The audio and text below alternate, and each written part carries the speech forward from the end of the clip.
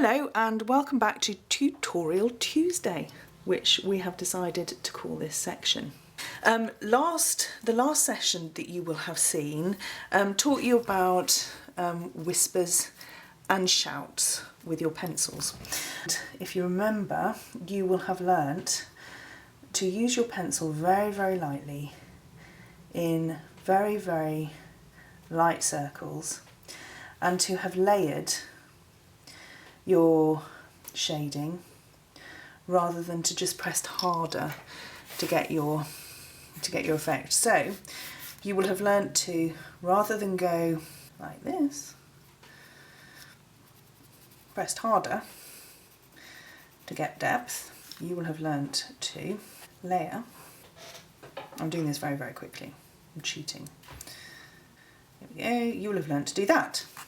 And no doubt, because you were so excited all week, you have practiced fervently in order to get ready for this week's tutorial.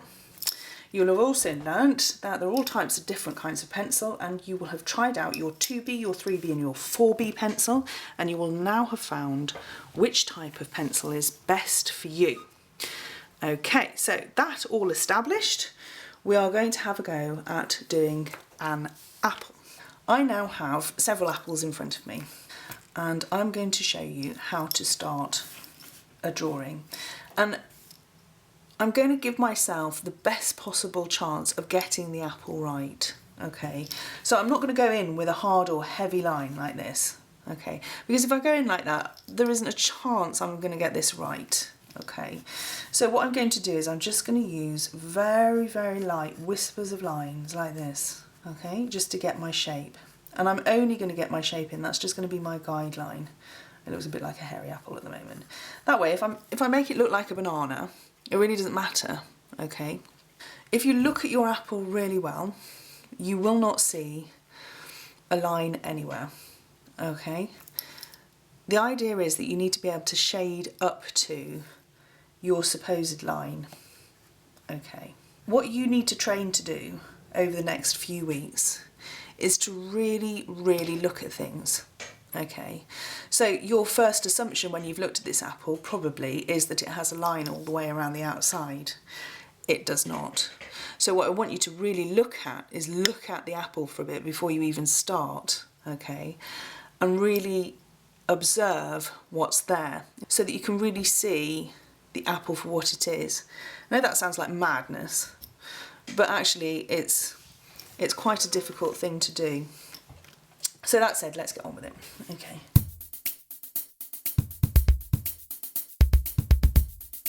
So you want to make sure that your apple is fairly large. Don't skimp on it.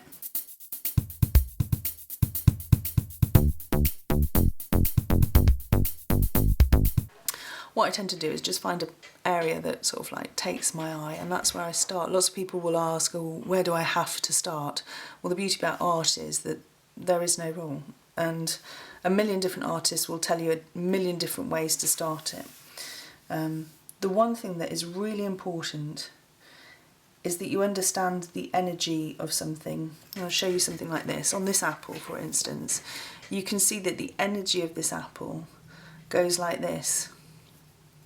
Okay, very specifically, and it's really important for you to capture the energy of this apple when you're drawing it. Okay, so make sure that you just capture that energy, and we'll show you how to do that with the light and shade in just a minute.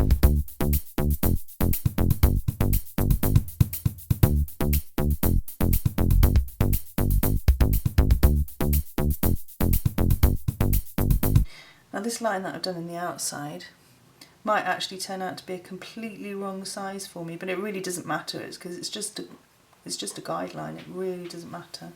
What I'm going to do now is just completely follow the light and shade of things.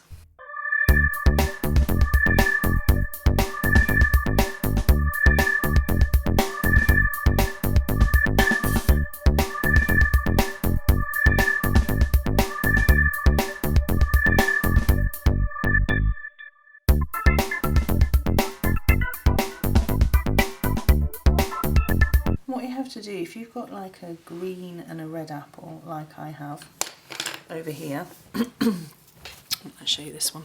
Okay, so you've got a green and a red apple, and quite a lot of people when they're first starting get very confused about this. And what you're looking at when you're saying, right, you really have to show the light and the shade and dark tones, what you have to do is you have to ask yourself, right, which is the darkest tone? And for some people that's really easy to see. For other people, I know it might sound strange to you or not, the darkest tone there is the red, okay? So obviously then when you're sketching it, when you're doing it like this, you transfer that into the darkest tone that you put on, okay? You don't have to fill in everywhere on your apple. You're allowed to make areas, you're allowed to leave areas completely clear should you want to. You're not responsible for filling in the whole space, okay? What you're responsible for doing is translating what you see, what you feel, if you like, your experience of the apple onto the page, the energy that you see here onto the page, okay?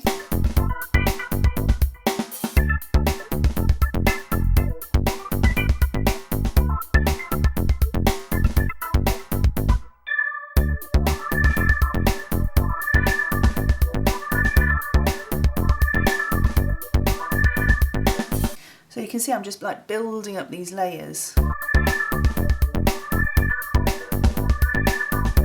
I'm not rushing it. So, you know, I mean, if I translated doing this, I would bore you to death if I did the whole of the apple right now. I mean, it would take a really long time. I'm not going to rush myself at all. It's going to take all the time that it needs, right? But there's no need to rush with it.